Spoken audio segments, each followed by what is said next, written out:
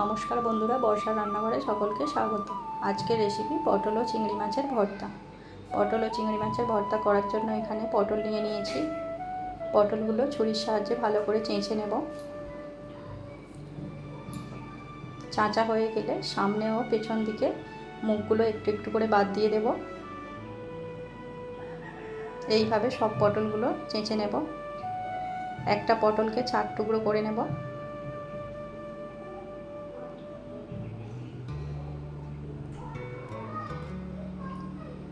সব পটলগুলো টুকরো করে কেটে নিয়েছি। অন্যদিকে নিয়েছি চিংড়ি মাছ। চিংড়ি মাছের খোলা ছাড়িয়ে আগে থেকে ধুয়ে রেখে দিয়েছি।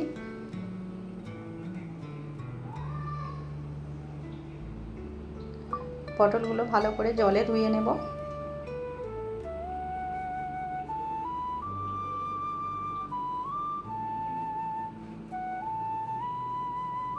পটলগুলো ধোয়া হয়ে গিয়েছে। অন্যদিকে গ্যাসে কড়াই বসিয়ে দিয়ে দেব জল।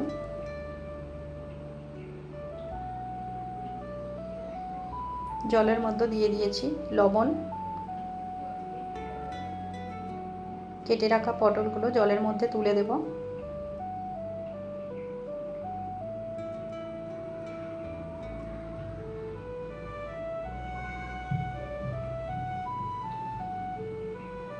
পটলের সাথে তুলে দেব চিংড়ি মাছগুলো। পটল ও চিংড়ি মাছ ভালো করে সেদ্ধ করে নেব।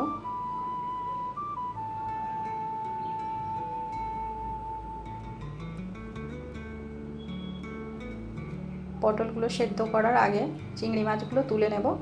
পটলগুলো আরও একটু ভালো করে সেদ্ধ করে নেব।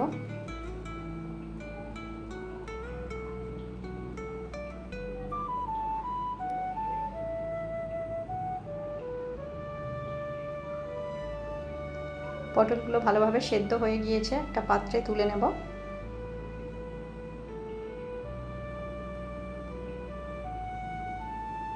মিক্সিং জারে দিয়ে দেব সেদ্ধ করে রাখা পটল। দিয়ে দেব সেদ্ধ করে রাখা চিংড়ি মাছ। সাথে দিয়ে দেব অল্প একটু ধনেপাতা। ভালো করে মিক্সিং জারে দিয়ে গ্রাইন্ড করে নেব।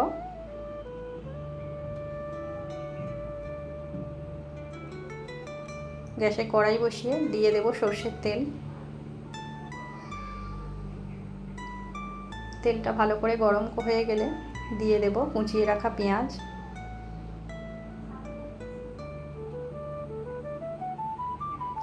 পেঁয়াজটা ভালো করে ভেজে নিয়ে দিয়ে দেব আদা রসুন বাটা।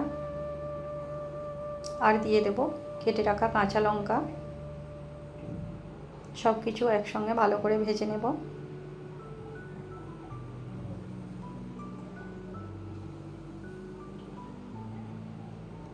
ভালোভাবে ভাজা হয়ে গেলে দিয়ে দেব কেটে রাখা টমেটো। টমেটো একসঙ্গে ভালো করে কষিয়ে নেব।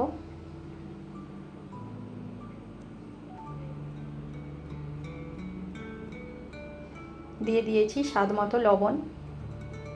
সেদ্ধ করার সময় লবণ দেওয়া ছিল, তাই অল্প করে লবণ দিয়েছি। আর দিয়ে দেব হলুদ গুঁড়ো, লঙ্কা গুঁড়ো, জিরে গুঁড়ো, ধনিয়া গুঁড়ো। ভালো করে কষিয়ে নিয়ে দিয়ে দেব পটল ও চিংড়ি মাছের পেস্টটা।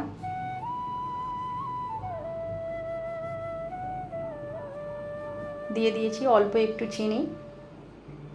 সব কিছু একসঙ্গে ভালো করে কষাতে থাকবো। সব কিছু দিয়ে ভালোভাবে কষাতে থাকবো। ভর্তাটা একেবারে শুকনো করে নেব। এইভাবে নাড়তে নাড়তে শুকনো হয়ে গেলে শেষে দিয়ে দেব কেটে রাখা ধনেপাতা। ধনেপাতা দিয়ে আবারও নাড়াচাড়া করে নেব। ভর্তাটা একেবারে শুকনো ভাব চলে এসেছে। শেষে দিয়ে দেব অল্প একটু কাঁচা সর্ষের তেল। তেল দিয়ে ভালো করে মিশিয়ে নামিয়ে নেব। ভর্তাটা অন্য পাত্রে তুলে নেব। ভর্তার সাথে নিয়ে নিয়েছি গরম গরম ভাত। এইভাবে পটলের ভর্তা বানিয়ে আপনারাও বাড়িতে ট্রাই করবেন। কেমন হয়েছে অবশ্যই কমেন্টে জানাতে ভুলবেন না। রেসিপিটা যদি ভালো লেগে থাকে লাইক করবেন, শেয়ার করবেন ও সাবস্ক্রাইব করে পাশে থাকার অনুরোধ রইল। সকলে ভালো থাকবেন, সুস্থ থাকবেন। সকলকে ধন্যবাদ।